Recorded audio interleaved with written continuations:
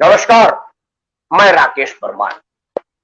मित्रों, भारत एक लोकतांत्रिक देश है और कहा गया है कि लोकतंत्र के कुछ स्तंभ होते हैं जिन पर परमानेंट अक्षुण्ण बना रहना पड़ता है और उनकी स्वायत्तता पर किसी लेश मात्र भी असर ना हो, इस तरह की मांग हम सब भारतवासी करते रहते हैं।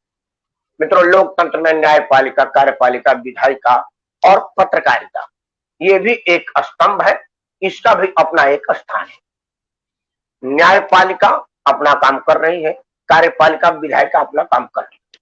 उंगलियां तो खैर सभी संस्थानों पर उठती है और लोकतंत्र में उठना भी चाहिए, लेकिन जो सबसे ज्यादा विभत्स रूप इधर कुछ दिनों से हमारे पत्रकारिता में दिख रहा है, जितनी पतन इधर दिख रहा है, इतनी पतन इसके पहले हमने कभी नहीं देखा है। आप सब लोग देखे होंगे तो देखे होंगे। मैं बड़ा दुख के साथ ये कह रहा हूं कि क्या हमारी पत्रकारिता सही दिशा पर, सही रास्ते पर और सही जगह पे जा रही है। मैं ये इसलिए नहीं कह रहा हूं कि पत्रकारिता का स्तर गिर गया है, मैं ये कह रहा हूं कि पत्रकारिता साजिश के तहत जिस तरह से कोई दुश्मन देश साजिश करता हो, जिस तरह से कोई दुश्मनी साजिश करता, उस तरह से साजिश के तरह के एजेंडे पर पत्रकारिता होने लगी। जैसे अभी कुछ दिनों की बात है, बहुत पीछे नहीं जाए, अब सुशांत सिंह राजपूत वाला मामला। अब सुशांत सिंह राजपूत एक बड़ा ही दुखद न्यूज है। किसी भी आदमी का मौत किसी पे भी दुखद है। वो एक तो पूर्वांचल का प्रतिष्ठा था, उसमें तो खैर हम सब लोग इमोशनली अटैच थे, लेकिन फिर भी पत्रकारिता जितनी निचली स्तर पर और छोटी स्तर पर पत्रकारिता उसका रिपोर्टिंग हुआ, वो उतना बड़ापन कहीं नहीं हुआ। उछल कूद हो रहा है, यहाँ तक कि पत्रकारों का एक गुट एक दूसरे पर सड़फड़ोल और जान लेने पर उतार हो गए, एक दूसरे के जान के दुश्मन हो गए, मार पिटाई तक हो गई। ऐसा पत्रकारिता हमने नहीं देखा था। अगर आपको सिर्फ खबर ही दिखाना है तो एक दूसरे पर हमला करने की क्या आवश्यकता है। हमला तो दुश्मन करते हैं, पत्रकार पर से हमला करने लगे, वो भी अपनी पत्रकार पर, अपने ही भाई पर। इतनी गिरी पत्रकारिता हमने कभी नहीं देखा था। मैं क्षोभ व्यक्त करता हूँ, दुख व्यक्त करता हूँ हथरस वाली घटना पर। हथरस वाली घटना में जिस लड़की का हत्या हुआ, वो किसी भी सभ्य समाज में स्वीकार नहीं। वो हमारे समाज की बेटी थी। अब ये बड़ा हल्कापन है, बड़ा ओछापन है कि अब हम उसमें जाति धर्म निकाल देते हो, किस जाति की, किस समुदाय की, किस प्रकार की। लड़की लड़की होती है, अपराधी अपराधी होता है, उसका कोई जात धर्म नहीं, ऐसा मेरा मानना है। लेकिन पत्रकारिता में ऐसा नहीं। इसीलिए इन विषय पर बात करने के लिए मैंने एडिटर इन चीफ सत्यनिष्ठ भारत के और पुराने पत्रकार कई टीवी चैनल और पत्र पत्रिकाओं में अपने आप को प्रूव कर चुके श्री कुमार श्रीकांत जी से मैंने अनुरोध किया था कि कुमार जी कृपया आइए और अपना बात रखिए। कुमार श्रीकांत जी ने मुझे अपना आशीर्वाद देना स्वीकार किया है और मेरे साथ है दिल्ली की मशहूर वकील और निर्भया कांड में उन्होंने बड़ा मेहनत किया था, भारतीय जनता पार्टी के प्रशंसक है, समर्थक है और पदाधिकारी भी है, सुनीता चौबे। तो सुनीता जी, अगर सुनीता जी सबसे पहली बार आप मेरे प्लेटफॉर्म पर है, आपका बहुत बहुत स्वागत है। सुनीता जी, मेरी आवाज आपको मिल रही है? हाँ जी सर। अच्छा, अगर आपके पास ईयरफोन होगा सुनीता जी ना, तो वो लगा लेंगे तो बहुत बढ़िया। देखिए मैं ईयरफोन लगाया हूँ, ये बस वो मशहूर पत्रकार कुमार श्रीकांत जी लगाए हैं। ईयरफोन लगाएंगे तो ज्यादा बढ़िया रहेगा, लेकिन आवाज आपको साफ आ रहा है तो ठीक है, अगर ईयरफोन है तो लगा लीजिए। आप मेरी आवाज सुन रही है? आवाज क्लियर नहीं आ रही। सुनीता जी आवाज सुन रहे हैं मेरी? इसलिए नहीं आ रहा, आपने ईयरफोन नहीं लगाया। ईयरफोन लगाइए, ऐसा ये वाला चीज लगाइए, ये वाला लगा, ईयरफोन ऐसे, ईयरफोन ये वाला लगाइए। अगर है तो आवाज सुनेगी, नहीं तो नजदीक ले आइए कैमरा, तब सुन पाएंगे। हाँ, हमारे साथ सत्यनिष्ठ भारत के कुमार श्रीकांत जी हैं। जब तक सुनीता जी अपना कैमरा मेरा ठीक करेंगे तब तक मैं सत्यनिष्ठ भारत के श्रीकांत जी के पास जाता हूँ। कुमार श्रीकांत जी, मेरा प्रश्न बड़ा जायज है, बड़ा जेन्युइन है। आप पत्रकार है, आपके साथ है। कुमार जी, आप मेरे को सुन रहे हैं या आप बाहर हैं? कुमार श्रीकांत मेरे को सुन रहे हैं? सुन रहा हूँ राकेश सिंह परमार, मैं आपको सुन रहा हूँ। हाँ, अब मेरा प्रश्न कुमार श्रीकांत साहब ये है, मैं किसी पत्रकार का नाम नहीं ले, मैं किसी का नाम नहीं ले रहा, लेकिन घटना पूरे देश में हुआ है। उत्तर प्रदेश का, अभी मैं उत्तर प्रदेश की बात करूं, मैं नहीं जाता राजस्थान, मैं राजस्थान का चर्चा नहीं करता। लोग कहेंगे जो आप कांग्रेस की सरकार है, आप कांग्रेस के विरोधी हैं। मैं सिर्फ उत्तर प्रदेश की बात करता हूं। तब तो नहीं होगा ना, क्योंकि वहां जोगी जी गाजियाबाद से लेकर के बलिया तक के मुख्यमंत्री है, नो डाउट। नोएडा पुल मेरे घर से 1.5 किलोमीटर के बाद से लेकर के और मेरा जो गांव का घर है वहां तक योगी जी का ही शासन है।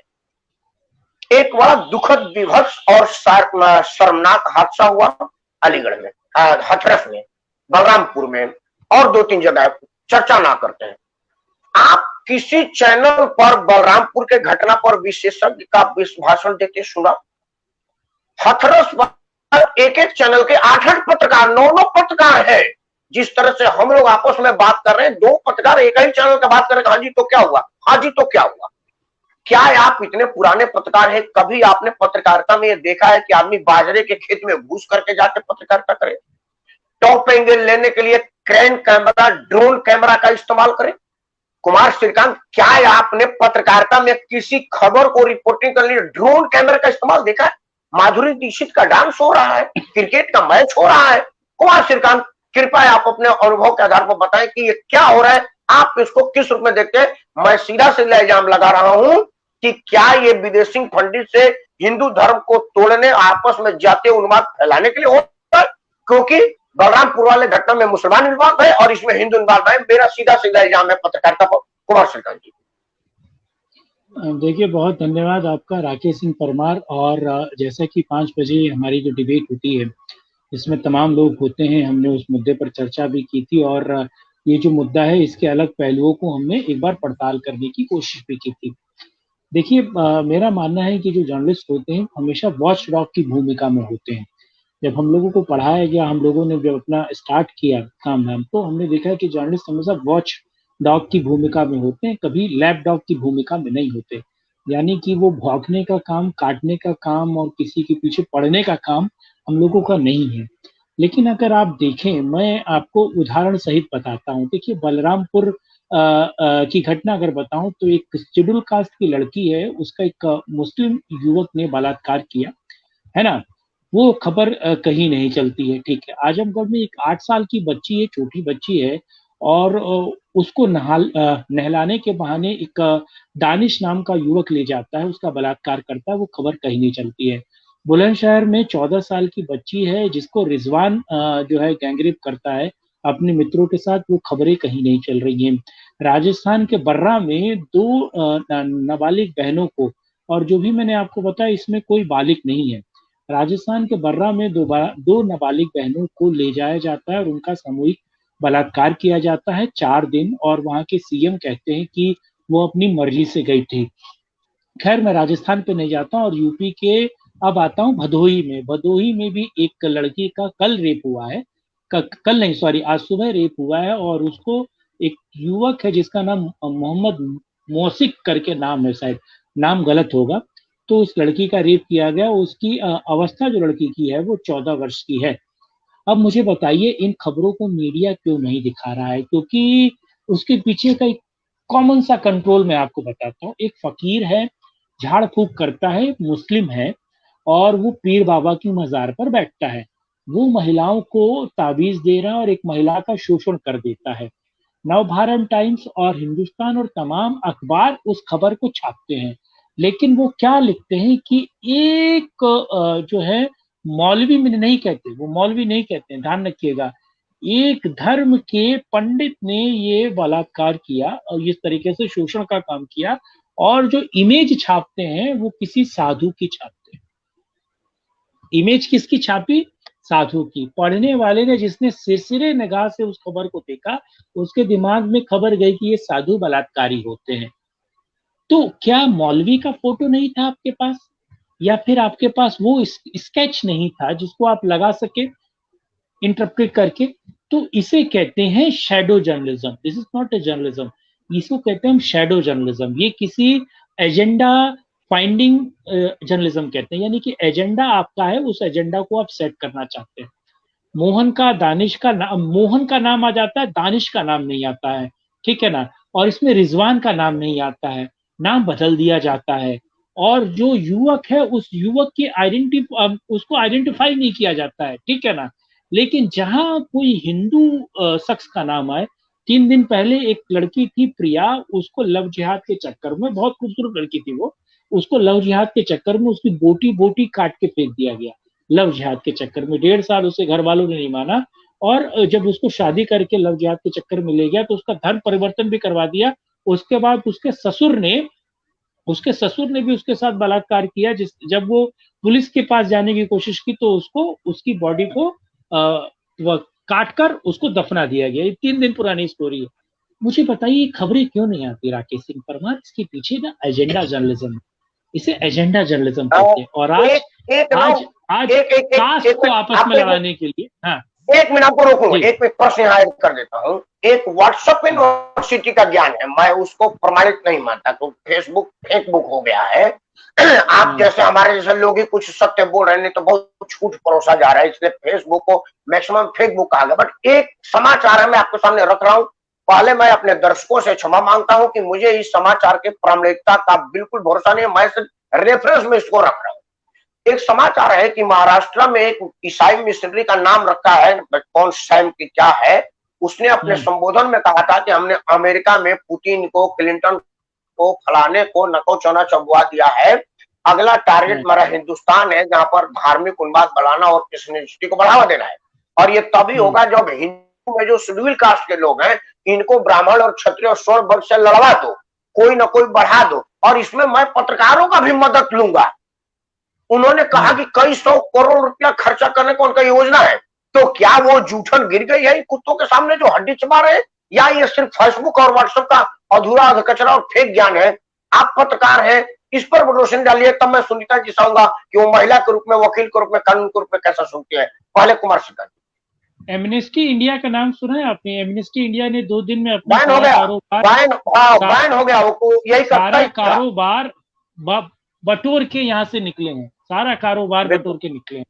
जो मैंने एफसीआरए को लेकर एक डिबेट की थी, उससे पता चला था कि जो एनजीओज हैं, और खास तौर से छत्तीसगढ़, झारखंड में, उड़ीसा में, पश्चिम बंगाल में, वो एनजीओ जो है धर्म परिवर्तन का काम करते हैं। ये 1860 के बाद से चल रहा है। इसमें सबसे बड़ा नाम आपको अचंबा होगा मदर टेरेसा का है। मदर टेरेसा को भारत की नागरिकता दिलाई गई और वो नागरिकता फर्जी दिलाई गई, उस पर भी केस चल रहा है। ठीक है, तो ये मदर टेरेसा के वो औरत जो चावल के बदले धर्म बदलवा देती थी। ठीक है, छत्तीसगढ़ झारखंड में क्या चल रहा है ये, और देश में तमाम एनजीओ क्या कर रहे हैं जो एफसीआरए के तहत करोड़ों रुपए का फंड लेते हैं।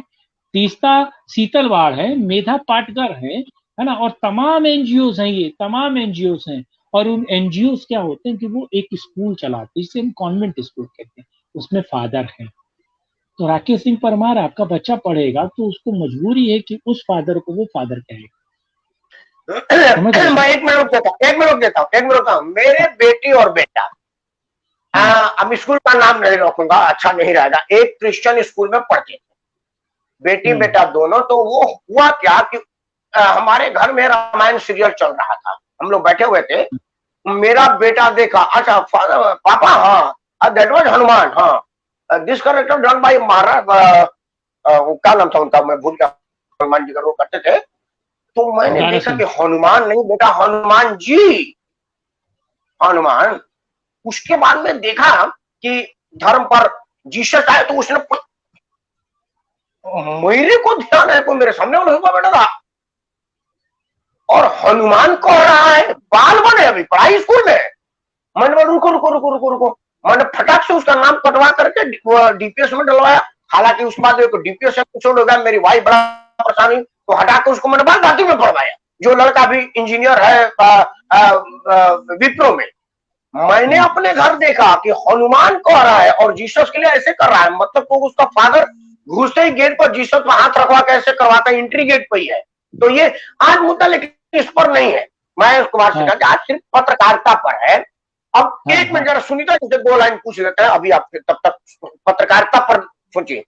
सुनीता जी, आप एक महिला है, यहाँ कोई जोर नहीं कि आप भाजपाई है कि कांग्रेसी है कि आप क्या है, आप भारत की महिला है, भारतीय नागरिक है। अदालतों में आपने कई बार महिलाओं पर लड़ा होगा, निर्भया कांड में आपने वो सीमा के साथ भी बहुत बड़ा मेहनत किया था, बहुत आप लोगों का श्रेय है। आप उस लड़की के केस में भी गई हैं, आप हथरस भी घूम के आई हैं। एक महिला के नाते आप क्या सोचती है कि हथरस वाली महिला है और बुलंदशहर बलरामपुर वाली या वहां वाली महिला, वो जो 4 साल की बेटी है, जो 8 साल की बेटी है, वो महिला नहीं है? तो बीइंग महिला है, आप कौन सा बलात्कार, को अलग करती हैं या आपके लिए सब अलग बलात्कार है, इसमें और उसमें क्या फर्क? सर वो तो और भी जघन्य अपराध है जो उन बच्चियों के साथ हुआ है, और यहाँ पे तो इसको मीडिया ने हाईलाइट कर दिया, इस वजह से हमारा भी माइंड सेट हो गया, नहीं तो इससे भी ज्यादा वो जघन्य अपराध हुआ है। नहीं तो वो रेप भी तो नहीं हुआ ना, ये क्लियर रखिए। मतलब आप ये मानती हैं कि ये वाला मीडिया हाइप किया है, तो क्या आपको लगता है कि ये समाज को बांटने का साजिश है जो मीडिया एजेंडा चला रही है, या इसमें कोई राजनीति है जो राजनीतिक प्रलोभन है? आपको क्या लगता है? ये पूरा का पूरा ये षड्यंत्र ही मीडिया का किया हुआ है। वहाँ के लोकल भी जो न्यूज चैनल और छोटे मोटे पत्रकार टाइप के लोग हैं, वही इशू बना रखे हैं, वहां से स्टार्टिंग उन्हीं सबों का किया हुआ है। ना ना ना ना ना, मैं रोक रहा हूँ आपको, छोटे मोटे नहीं बनाया, देश का टॉप न्यूज चैनल उसको किया। ना ना ना ना, आपको थोड़ी सी सुधार दूं मैं, इसको हाइप देश का टॉप चैनलों ने किया है, छोटे चैनल तो गए नहीं वहां पर। टॉप न्यूज सुनीता जी का आवाज में कोई डिस्टर्बेंस? लोकल ही तो है। अच्छा, हाँ, आपको लोकल लोग वहां लेके गए थे, क्योंकि उन्होंने माइक नहीं लगाया। आवाज सुनीता, माइक आपने नहीं लगा, सुनीता जी आपका आवाज साफ नहीं आ रहा। एनीवे, आप ईयरफोन के जुगाड़ अगर कर लें तो मैं आपसे बात करता हूँ, क्योंकि आवाज आपका साफ नहीं आ रहा है, हमारे दर्शकों को नहीं सुनाई दे रहा होगा। आप ईयरफोन का जुगाड़ करिए और इस वीडियो को अपने फेसबुक पर शेयर करिए। देखिए, आप बाहर निकलिए, आप फिर से जुड़ जाइएगा, इस वीडियो को अपने ग्रुप में शेयर करिए, अपने सारे फेसबुक समूह पर, और ईयरफोन का जुगाड़ करके आइए ताकि आप बढ़िया से बोले। बहुत इंपॉर्टेंट है वकील का बोलना इस मुद्दे पर, और भी महिला का। कृपया मेरा बात मानिए, आपसे हाथ जोड़ कर प्रार्थना है। अब आते हैं कुमार श्रीकांत जी से। तब तक आप इसको फेसबुक पर शेयर करिए, ग्रुप में, अपने सारे ग्रुप में शेयर करिए ताकि आपकी आवाज जा रही कि सुनीता जी ने क्या कहा। कुमार श्रीकांत साहब, मैं ये कह रहा हूं कि क्या ये साजिश है? क्या किसी ने, क्योंकि देखिए, एक पंजाब में भी आज घटना हुआ है, वर्दी में एक लड़की का फोटो है, वो वर्दी में है, पुलिस की हवलदार है, और उसका नाम मुसलमान है। उसका जो उसके मतलब, मैं नाम नहीं रखना चाहता पीड़ित का, उसके पिताजी का नाम मुसलमान है, उसका नाम मुसलमान है, और शीन ये बता रहा है कि इसके साथ बलात्कार हुआ है। शीन ये बता रहा है कि इसके साथ कोई ना कोई गलती हुई है। लेकिन ना तो राहुल गांधी वहां जा रहे थे, राहुल गांधी नहीं जाएंगे, पंजाब में कांग्रेस की सरकार है, पत्रकार भी वहां नहीं जा रहे, कहीं पर यह खबर नहीं है। हम क्यों नहीं इल्जाम लगाए कि पत्रकार बिरादरी पैसा लेकर के या कोई प्रलोभन पर इसको हिंदू मुस्लिम की जगह हिंदुओं में दलित और स्वर्ण को बांटने का प्रयास कर रही है? ये एक साजिश है, और ये क्या लोकतंत्र के लिए शुभ है? कुमार श्रीकांत जी, ये लोकतंत्र के लिए ये ठीक नहीं है राकेश सिंह परमार, क्योंकि देखिए समझना क्या है कि मैं आपको अब तीन ऑडियो क्लिप्स की बात करता हूं। मैं यहाँ पर 3 ऑडियो क्लिप्स जो पब्लिक डोमेन में है, मेरे पास और आपके पास नहीं, वो पब्लिक के पास है, पब्लिक सोशल नेटवर्किंग साइट्स पर खूब घूम रहा है। वो तीनों ऑडियो क्लिप ही आपकी बात का जवाब है। पहला ऑडियो क्लिप 16 मिनट का है, जिसमें एक आज तक की रिपोर्टर हैं, वो बात कर रही हैं और उस मृतका के भाई को कन्विंस करने के चक्कर में है कि किसी तरीके से अपने पिता का एक वीडियो बनवाओ और उस वीडियो में ये कहला दो कि हम सरकार से खुश नहीं है, हम जो डीएम है, एसपी है, उससे खुश नहीं है, और हमसे जो ये जवाब या फिर जो हमसे वर्डिक्ट लिया गया है, जो हमसे बात ली गई है, वो जबरदस्ती के कारण ली गई है, और हम इस लड़ाई को लड़ना चाहते हैं, हम खुश नहीं है। रेवोल्यूशन कीजिए और मेरे भाई और मेरे मित्र हो, और आप मेरे भाई हो, मैं तुम्हारी बहन हूं, हम न्याय दिलाएंगे। इसके पीछे का कारण ये नहीं है कि वो न्याय दिलाना चाहती है, इसके पीछे का कारण ये है कि वो रिपोर्टर जो है अपने चैनल की टीआरपी बनाना चाहती है, टीआरपी बढ़वाना चाहती है। क्यों? क्रेडिबिलिटी गिर गई है आज तक की। क्यों? क्योंकि आज तक 7 पॉइंट नीचे है, और वो 7 पॉइंट जो है वो 7 सालों में, ये 7 महीने में वो चढ़ेगा, एक दिन में नहीं चढ़ेगा। पिछले वाले केसेस में अगर आप देखें, हाँ, तो ये रिया चक्रवर्ती की प्रायोजित इंटरव्यू ने उसका क्रेडिबिलिटी खत्म कर दिया। उतना विभत्स, उतना बुरा रेटिंग कभी नहीं गिरा इसका, ऐसा मुझे लग रहा है। आगे बढ़िए। हाँ, तो वो 13-14 पे है, और रिपब्लिक जो है 20-21 पे है, समझे आप? तो 7 पॉइंट जो है वो छोटा नहीं होता है। और ये आप जब टीवी के लिए काम करते हैं, मैं टीवी के लिए काम करता हूँ, मुझे पता है कि 7 पॉइंट का मतलब कितना बड़ा पहाड़ है वो 7 पॉइंट ग्रेज ऊपर करना, या तो वो नीचे गिरे और आप उससे ऊपर जाए, और वो नीचे गिरने को तैयार नहीं है। वो नीचे गिर नहीं रहा है, उसके दर्शक और बढ़ रहे हैं, तो आप उसको क्रॉस कैसे कर पाएंगे? आपको क्रेडिबिलिटी बनानी पड़ेगी, जो क्रेडिबिलिटी पिछले दिन खो गई थी। दूसरी चीज ये है कि आपको कुछ ऐसी स्टोरी करनी पड़ेगी जिसमें जो है आपके पास एक्सक्लूसिव जाए और सबसे ज्यादा लोग आपको देखे, लगातार आपको लोग देखे। वो पॉसिबल नहीं है, वो चीजें हो नहीं रही हैं। दूसरे ऑडियो क्लिप के बारे में बात कर रहा हूँ। दूसरा ऑडियो क्लिप ये कहता है, और उस मृतिका की माँ से बात करता है और उसके भाई से बात करता है, और ये कहता है कि वो मोदी का नाम लेते हैं कि मोदी कुछ भी कहे, योगी कुछ भी कहे, तुम 25 लाख 50 लाख 1 करोड़ पे मानना नहीं, अपनी बात आगे रखना, समझौता मत करना, समझौता मत करना। और और और प्रियंका गांधी राहुल गांधी तुम्हारे साथ खड़े हैं। तो क्या ये राजनीतिक नहीं है? जो व्यक्ति फोन कर रहा है वो सीधे सीधे नाम ले रहा है, अब ये राजनीतिक नहीं दिख रहा है क्या? राकेश सिंह परमार और एक मीडिया चैनल इस बात को जानबूझ के अड़ाने की कोशिश कर रहा है, और वो मीडिया चैनल वो डीएम से, वो एसपी से प्रवोक कर रहा है, उसको गुस्सा दिला रहा है ताकि वो शब्द उसके मुंह से वो निकल जाए कि बलात्कारी तुम हो, तुम बलात्कारी हो, तुम बलात्कारी हो, तुम्हारे कारण बलात्कार होता है। वो डीएम फ्रस्ट्रेट में कहता है कि मेरे कारण नहीं होता, तुम्हारे कारण होता है। अब देखो, तुम्हारे कारण होता है ना, प्रवोक करके हाँ। एक बीच में आपको बता दूं, जिस डीएम के साथ उस पत्रकार ने बदतमीजी, तो मैं तो उसको बेहुदगी कहूंगा, आपको बुरा लग रहा होगा। उस पहले पत्रकार की डिग्री जान लीजिए कि वो क्या है, आपको पता है। मैं पुलिस डीएम की डिग्री बताता हूँ। डीएम मास्टर ऑफ मतलब इंजीनियरिंग में मास्टर डिग्री हासिल है, पेट्रोलियम में इंजीनियर थे, उसके बाद विदेश में नौकरी करते थे। 1.9 करोड़ रुपया सालाना पैकेज का सैलरी था उनका। 1.90 मतलब 2 करोड़ में 10 लाख कम उनका सैलरी था, पैकेज में था, मंथली निकाल लीजिए। अब वो आदमी 1.5 करोड़ पौने मतलब 2 करोड़ में 10 लाख कम, 1.90 करोड़ रुपया का सैलरी छोड़ के भारत का सेवा करने के लिए, क्योंकि डीएम 2 करोड़ रुपया कमाने में उसको बहुत अवैध करना पड़ेगा, और वो शान से 2 करोड़ कमा रहा था, उसको कहीं फर्जी करने की जरूरत नहीं, 1 नंबर में टैक्स काट के 2 करोड़ उसके पास आ रहा था। लेकिन उसने कहा कि मेरे पास शार्प दिमाग है, इंजीनियरिंग माइंड है, मैं इससे भारत का सेवा करूंगा।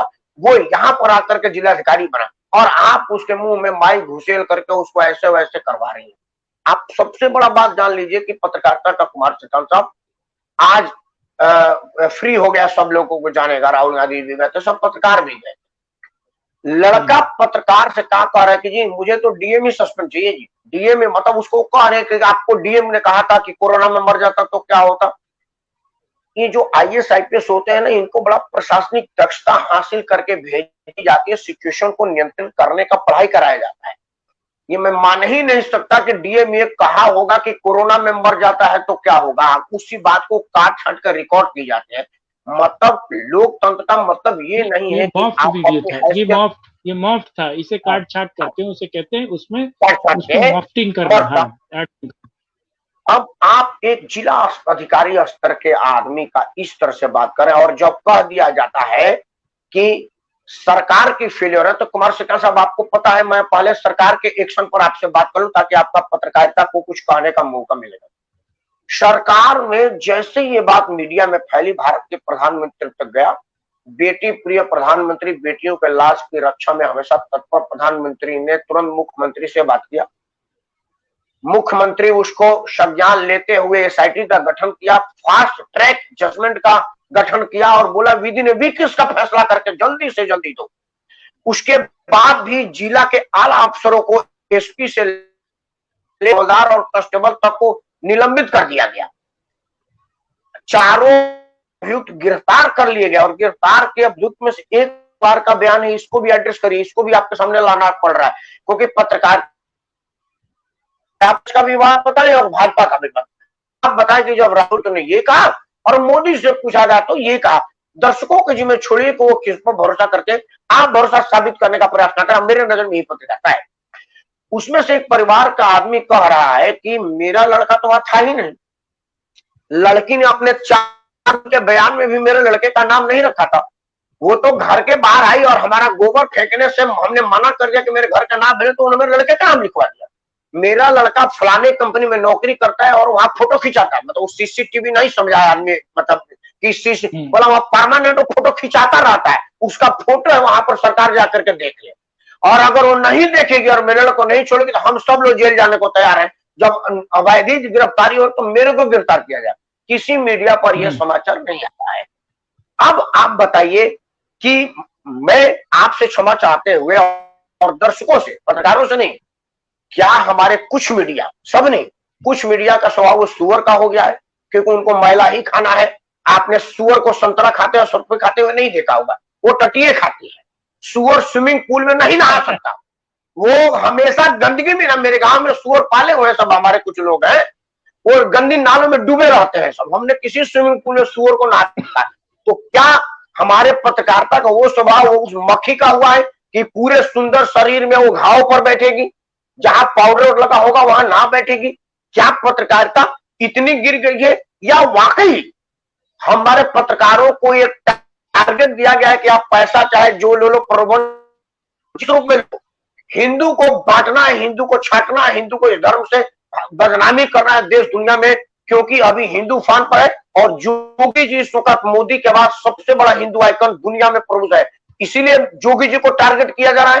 कुमार शंकर जी, ये सुपारी पत्रकारिता, इसे सुपारी पत्रकारिता कहते हैं, जो मुंबई में चलता है ना, सुपारी किलिंग, उसी तरीके से सुपारी पत्रकारिता। ये एजेंडा सेटअप होते हैं, केवल ये एजेंडा सेट करते हैं, इसमें कोई दो राय नहीं है। और इनको पैसा मिलता है या इनको इनको काम मिलता है, इनको ड्यूटी मिलती है कि भाई अब तुम्हें बाय हुक बाय क्रुक आप चोरी करो, डाका डालो, मुफ्त खबर निकालो, कुछ भी करो और इस आदमी का बुरा करो। सीधी बात है ना। अब मान लीजिए कि पहले दिन जांच नहीं शुरू होती, पहले दिन एफआईआर शुरू नहीं होती, तो इनको दिक्कत थी कि पहले दिन एफआईआर क्यों नहीं हुई। अगर वो गिरफ्तार हो जाते तो कहते अरे ये गिरफ्तार कर लिया गया, उसकी बात नहीं होगी। अगर गिरफ्तार नहीं होते तो कहते कि क्यों नहीं गिरफ्तार किया। तो आप जो भी करोगे उसमें इन्हें खोट निकलेगा, क्योंकि ये इनके आंख पे ना एक ही चश्मा है, एक ही चश्मे से देखते हैं ये। और दूसरी चीज खास है, इस मुद्दे को छोड़िए, नार्को टेस्ट की बात कीजिए। नार्को टेस्ट हो जाएगा, क्लियर हो जाएगा कि कौन सच है कौन झूठा है, क्लियर कट है। अरे वो भी छोड़िए, अब तो सीबीआई की जांच की स्तुति कर दी है ना, प्रस्तुति कर दी। अब उत्तर प्रदेश के मुख्यमंत्री योगी आदित्यनाथ ने कह दिया है कि हम इस मामले की चाहते हैं कि सीबीआई जांच हो, और 3-4 दिन के अंदर देखेंगे कि गृह मंत्रालय भी इस जांच को आगे फॉरवर्ड कर देगा और इस मामले की अब सीबीआई जांच होगी। अब दूध का दूध और पानी का पानी हो जाएगा। लेकिन फिर भी राकेश सिंह परमार एक बात कहना चाहता हूँ, जितनी छीछा लेदर हुई भारत की और भारत की बेटियों के लिए, और जितनी राजनीति हुई, या फिर कहता हूँ मीडिया ने जितना टीआरपी बटोरा, रेप रेप रेप कह के, कठुआ वाले भी ये केस में कठुआ वाले में भी हुआ कि रेप नहीं हुआ था, बाद में पता एनआईए ने जांच करके चीजें निकाली। आपको पता चलेगा जब सीबीआई जांच करेगी तो पता चलेगा कि साहब रेप नहीं हुआ था। आपको पता चलेगा कि साहब वो हत्या उसने नहीं की थी, हत्या बाकी किसी और ने की थी। नार्को टेस्ट होगा तो पता चलेगा। आपको पता चलेगा कि यार इन 3 लोगों को तो बेमतलब नाम उनका डाल दिया गया, ये लोग थे ही नहीं। समझ रहे हैं? आपको पता चलेगा कि राजनीतिक फायदे के लिए इस व्यक्ति को प्रमोट किया गया। देखिए ना मैं राजनीतिक फायदा वालों पर तो उतना तकलीफ देखो कि हमारे यहाँ राजनीतिक सड़ान से आगे चला गया, राजनीति तो सड़ गया है, राजनीति पर तो बात करने में घिन आ रहा है। आज मेरा मुद्दा राजनीति पर है नहीं, आज राजनीति को उनके लिए अलग से रखेंगे। मेरा कहना के मतलब है कि जो पत्रकार है, क्या उनको उस परिवार जिसको इल्जाम लगा है कि लड़के को मार दिया, उस परिवार का इंटरव्यू नहीं लेना चाहिए था? यही कहते कि भाई तेरा लड़का हत्या कर दिया, तेरे को कहना है? कोई पत्रकार, तुम उस मोहल्ले में गए हो, 4 घंटा आप, राहुल गांधी जी 55 मिनट तक अंदर रहे, 55 मिनट बाहर खड़े रहे, एक आदमी आपका 6 कैमरामैन और 6 रिपोर्टर वहां पर है, एक चैनल का 7-8 रिपोर्टर है। आज एक न्यूज चैनल पर दे रहा था कि हथरस के महावीर, और निकाल फलाना कैमरामैन, फलाना संपादक, फलाना स्टूडियो राइटर, सबका नाम आ रहा था, जैसे परमवीर चक्र बीजे चांग पाकिस्तान बॉर्डर पर फतेह करके आए हो। उनमें से एक को भेज देता उस परिवार, वो परिवार बार बार कह रहा है कि नार्को टेस्ट मेरे बच्चों का पहले कराया जाए, सीबीआई जांच हो, क्योंकि मेरे बच्चे, तो मामला कुछ और कर, मैं नहीं चाहता क्योंकि एंथेटिक नहीं है मैं इस पर कहूं, वो तो कुछ और ही स्टोरी बता रहा है। अगर उसका दूध का दूध पानी का पानी हो जाएगा तो जिसने रिपोर्टिंग की उसको जेल जाना है। इस विषय पर क्या पत्रकारों को दोनों पहलू का उजागर नहीं करना चाहिए था? कुमार शंकर, करना चाहिए था, इसमें कोई दो राय नहीं। लेकिन ये देखिए, ये गिद्ध भोज था। गिद्ध जो देखिए, जब कोई व्यक्ति मर जाता है, कोई जानवर मर जाता है, तो गिद्ध एक की जगह ना 300 उस छोटे से जीव पर आ जाते हैं, मरे हुए बॉडी पर। वैसे आप देखेंगे वो लड़की तो मर गई, लेकिन उसके मरने के बाद जो खबरें निकल सकती हैं, जो मैनिपुलेशन हो सकता है, मैनिपुलेट मतलब जो चीज है नहीं, बाढ़ का पतंगड़ बनाना, राय का पर्वत बनाना, और जितनी राजनीति हो सकती है और जितना दोयम दर्जे का जर्नलिज्म हो सकता है, जिसे कहते हैं मॉफ्ट पत्रकारिता, सुपारी पत्रकारिता या फिर एजेंडा सेटिंग, वो सब किया गया। अब मेरा मानना है कि सरकार को इन इन पत्रकारों पे भी कार्रवाई करनी चाहिए जिन पत्रकारों ने रेप ना होने के बावजूद रेप की बिल्कुल बात कही, बिल्कुल रेप की बात की बिल्कुल। और रेप के तमाम तमाम एंगल्स निकाल के लाए, और तमाम एंगल, ऐसे रेप हुआ, यहाँ रेप हुआ, ऐसे यहाँ पर ये हुआ वो हुआ, और उसकी जबान काट दी गई। अरे जबान काट दी गई तो वो लड़की 2 बार अपना बयान कैसे दे देती? हाँ, यही क्या सबसे बड़ी बात है, यही सबसे बड़ी इन बात है। मूर्खों के समझ में नहीं आता है क्या ये? इन मूर्खों के समझ नहीं आता है कि यार अगर रेप, और पहला अगर आप उसकी माँ का बाइट देखिए तो पता चलेगा कि रेप की घटना नहीं थी, ये घटना महज केवल और केवल घटना जो थी, ये घटना थी आपसी रंजिश की घटना थी, क्योंकि 10 साल पहले उसके बाप का भी सर फोड़ा था वो। नहीं, सर फोड़े वाला से ऐसी पहले ऐसी एक्ट में पहले हो चुका है, वो पहले भी हो चुका है सारी पहले चीजें। पहले हाँ पहले एक आदरणीय प्रेम नारायण द्विवेदी जी हमारे पूर्वांचल के हैं, नागपुर में रहते हैं, आरएसएस मुख्यालय के बगल में आपका आवास है। आपने लिखा कि हथरस में बात का बतंगड़ हो रहा है, यह घटिया राजनीति और पत्रकारिता का ही प्रतिबल है। आदरणीय द्विवेदी जी, हम सब इसी पर है, अपना आशीर्वाद और सहयोग बनाए रहिएगा। श्रीकांत साहब, पहले इसका एक पृष्ठभूमि जानिए। जो तहरीर उस लड़के ने दिया है, लड़की के भाई ने, हैंड राइटिंग है, मतलब ये नहीं है कि वो कहेगा कि पुलिस वालों ने दबाव में लिखवा लिया, जैसे उसका बाप कह रहा है कि जी पुलिस वाले दबाव में वीडियो बनवा लिया, ऐसा नहीं है। उसने अपने हाथ से एक पन्ना लेकर के दिया है कि झगड़ा हुआ है, मारपीट है, ना तो उसमें छेड़खानी है, ना ही उसमें कमर टूटना, डांट टूटना, ना ही उसमें ज्यादा है। सबसे बड़ा चिंता का विषय कि जब लड़की पहली बार, जब उसकी मार पिटाई हुई है उस दिन, उसके 2 दिन बाद तक वो बहुत बढ़िया बोल रही है, सारी बातें कह रही है। अस्पताल में उसके माँ का इंटरव्यू हुआ तो बोला कि पुराना रंजिश था, इसके बाबा का वो सर फोड़ दिया था, रंजिश में मारा। लेकिन जैसे ही उसका, लड़की ने भी बलात्कार नहीं बोला, छेड़छाड़ तक नहीं बोला, नहीं बोला है, लेकिन जैसे ही मामला दिल्ली आया और दिल्ली के गिद्धों का वहां पर नजर पड़ा, वहां बलात्कार हो गया। एक ये सबसे बड़ा मामला बनता है कि बलात्कार हो गया। क्या सीबीआई अगर ये जांच करेगी तो उसके पहले टेप को, अभी के टेप को, माँ के पहले बयान को, भाई के तहरीर को, ये सब उसमें आएगा और दूध का दूध पानी का पानी हो जाएगा, सब आ जाएगा। एक छोटा सा एग्जांपल देता हूँ। अब एक चीज बताइए, हाँ पहले एग्जाम्पल दे, एक छोटा सा एग्जांपल दे रहा हूँ मैं।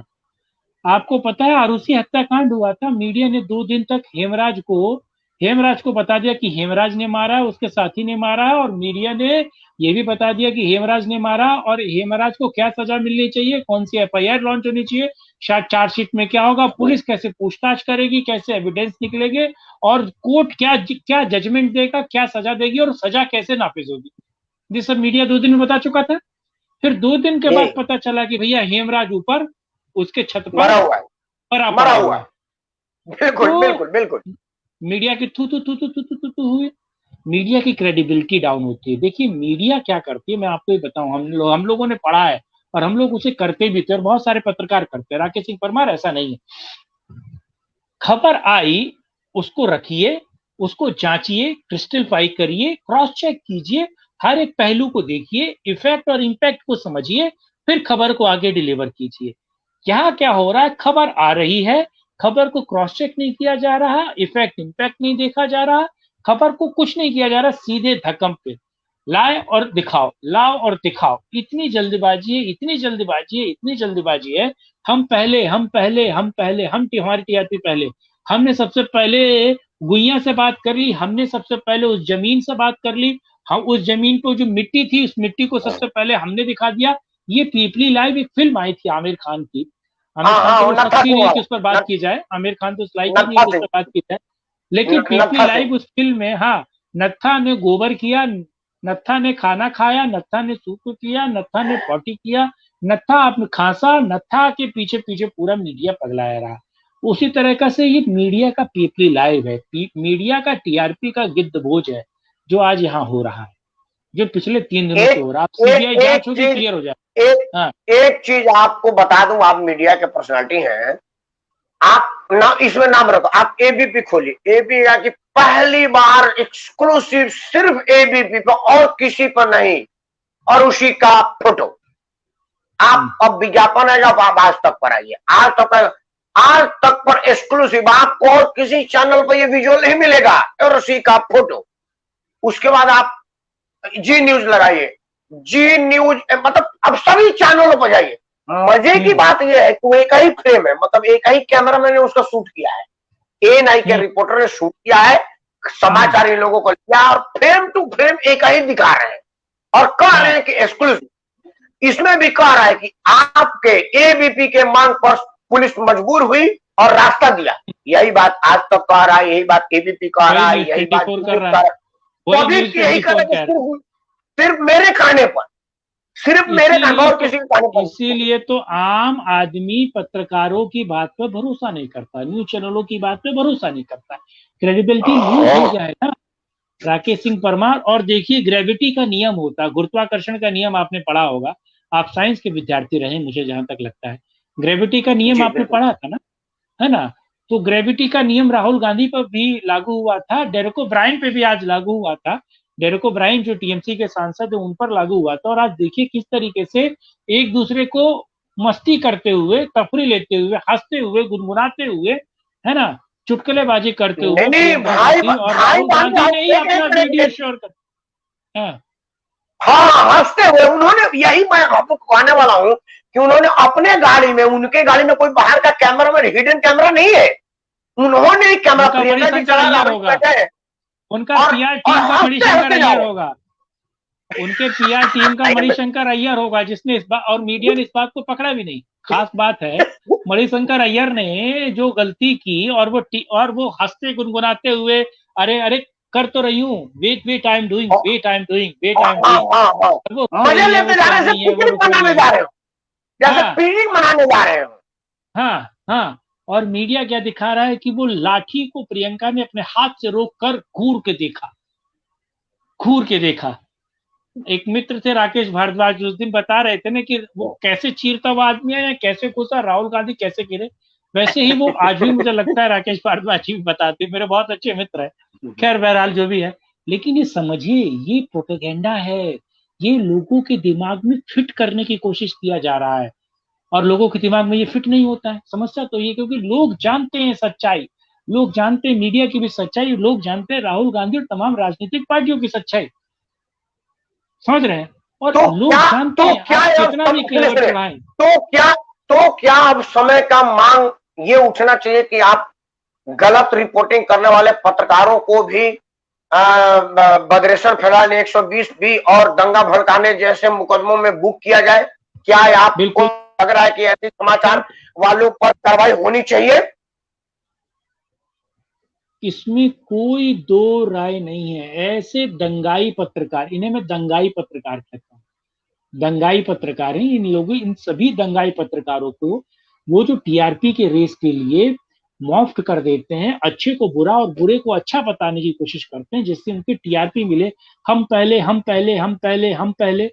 ऐसे पत्रकारों पे जो असामाजिक गतिविधियों में संलिप्त है, ऐसे पत्रकारों को सबसे पहले, उन हाथरस के गुनाहगारों से पहले उसी बेदी पर इनको सूली चढ़ाना चाहिए, बाद में उन हाथरस के गुनाहगारों को चढ़ाना चाहिए, और सभी पर कानूनी और दंडात्मक कार्रवाई होनी चाहिए। कोई दो राय नहीं, कोई दो राय नहीं। देखिए, हम आज पत्रकारों पर हमारा मुख्य बेस था, आपने पत्रकारों के बिहेवियर पर, मुझे लग रहा है कि जो मेरा एक मांग है उससे आप सहमत हैं। मेरा ये मांग है कि जिस तरह से नेताओं पर दंगा भड़काने और यानी जैसा केस बुक होता है वो लोग लड़ते रहते हैं, पत्रकारों को चौथा स्तंभ के नाम पर उनको छूट दी गई है, ये छूट इनसे वापस लेनी चाहिए। स्तंभ नहीं है, कॉन्स्टिट्यूशन में कोई चौथा स्तंभ नहीं है, सॉरी। मन से कॉन्स्टिट्यूशन में नहीं, मन से कि मैं भी एक स्तंभ हूँ, तो मैं अमेरिका का राष्ट्रपति हूँ, मन से मैं अमेरिका का राष्ट्रपति हूँ, अपने मन से कहिएगा। हाँ। लेकिन आज हम सब लोग ये मांग करें कि उन पत्रकारों को जो फर्जी समाचार, फैब्रिकेटेड समाचार चलाते हैं, उन पर दंगा भड़काने आम जनजीवन अस्त व्यस्त करने का केस चलाया जाए। अगर ये साबित होता है कि उनकी रिपोर्टिंग गलत थी तो इन्हीं नोट पर अगर आप कुछ करना चाहे तो कहें, नहीं तो अब मेरे पास कोई और शब्द नहीं है, क्योंकि इतने घिनौने लोग हैं, इतने दुखी कर दिए हैं कि मैं इन पर और ज्यादा बोलने की स्थिति में नहीं है। आप कुछ करना चाहते हैं, अंतिम प्रश्न, अंतिम बात तुम करें। सच हमेशा जिंदा रहता है, ध्यान रखिएगा। सच जो है ना, सत्य जो है वो 7 सलीखों के पीछे हो, 7 दरवाजों के पीछे हो, फिर भी वो फाड़ के बाहर आ जाएगा। सत्य सीबीआई जांच के द्वारा भी बाहर आएगा और सत्य लोगों को पता है कि ये पूरा केस क्या है। और मैं आपको बता दूं, सीबीआई सारी चीजें निकाल के दिखा देगी, आपको पता चल जाएगा कि मैं और राकेश परमार जो इस बात को कह रहे थे इतने दिनों से, 4 दिन से हम लोग डिबेट कर रहे हैं, वही सच है और वही निकल के आएगा। क्यों? क्योंकि एक 5वीं क्लास के बच्चे को भी आप सारे फैक्ट दे देना और वो शुरू से इस खबर को देखे और समझे ना, तो वो आपको 5वीं क्लास का बच्चा बता देगा। आम आदमी जो पूरी खबर को देख रहे हैं वो आपको बता देंगे। लेकिन दंडात्मक कार्रवाई सभी पर होनी चाहिए और निर्देशों को। हाँ, खैर, एक है कुमार श्रीकांत, जो कि पत्रकारिता का लंबा चौड़ा अनुभव है, और आप अपना सत्यनेशी न्यूज.com है, उनका एक बहुत बड़ा चैनल है जिस पर शोर शराबा नहीं, तथ्यात्मक विश्लेषण होता है। और उस पर भी हम लोग आज 5 बजे थे, 5 बजे रोज ही आते हैं। उस पर भी यही करीब मंशा आया था कि ये पत्रकारिता एजेंडा पत्रकारिता है और किसी के बहकावे में पत्रकारिता हो रही है। अगर इसी तरह की बात होगी तो पत्रकारिता की प्रतिष्ठा धूल-धूसरित हो जाएगी और कोई आदमी उस पर भरोसा नहीं कर पाएगा। लोकतंत्र में पत्रकारिता का स्थान बहुत मौकूफ है, क्योंकि अंग्रेजों के विरुद्ध लड़ाई में पत्रकारों ने बहुत बड़ा योगदान दिया था। आज भी देश में बड़े बड़े घोटाले को हम लोग जानते हैं, सुनते हैं, जो एक्सपोज हुआ है वो कोई आईबी, सीबीआई और जांच एजेंसी ने नहीं किया है, वो हमारे जांबाज पत्रकारों ने ही किया है। आज भी देश में जहां भी कोई घटना होती है, जहां भी कोई कुछ निकलता है, उसमें हमारे पत्रकार ही इसको एक्सपोज करते हैं। इसलिए मैं ये नहीं कह रहा है कि हमारा देश का सारे पत्रकार अपने एजेंडे पर काम कर रहे हैं और सारे पत्रकार गलत हैं, लेकिन ये मैं जरूर कर रहा हूं कि कुछ पत्रकार ऐसे हैं जिनको देख करके घिन आती है, छी होता है, थूकने का मन करता है उनके और उनके समाचार कंटेंट पर। लेकिन टीआरपी के चक्कर में, दूसरे से पिछड़ जाने के खतरे में, एक दूसरे से गला कट प्रतिस्पर्धा लगाने के चक्कर में वो सब इन चीजों को भूल जाते हैं, इन सब चीजों को ध्यान में नहीं रखते हैं। लेकिन अब उन्हीं के बीच से ये बात उठने लगी है कि लोग इसके पहले कि आपको नो बोले, नो का मतलब नो होता है, आप अपने आप का सुधार लीजिए, तभी इस देश में लोकतंत्र जिंदा रहेगा। उन तमाम पत्रकारों के प्रति मैं श्रद्धा से सिर झुकाते हुए सादर नमन करता हूं, जिन्होंने अपनी जान की बाजी लगाकर विषम से विषम परिस्थितियों को झेल करके बड़े से बड़े घोटालों को एक्सपोज किया। उन तमाम पत्रकारों को सादर नमन करते हुए, उन दलाल पत्रकारों, बिके हुए पत्रकारों और धार्मिक उन्माद फैलाने, देश में दंगा फैलाने जैसे कार्यक्रम पत्रकारों को लालच मलाज और धिकारते हुए मैं राकेश परमार आप सबको सादर नमन करता हूं। अगर आप मेरे बात से सहमत हो तो कृपया इस वीडियो को लाइक शेयर करके अपना आशीर्वाद दें, ताकि ये बात और जन तक पहुंचे। इन्हीं शब्दों के साथ आप सबको जय श्री राम, वंदे मातरम और भारत माता की जय।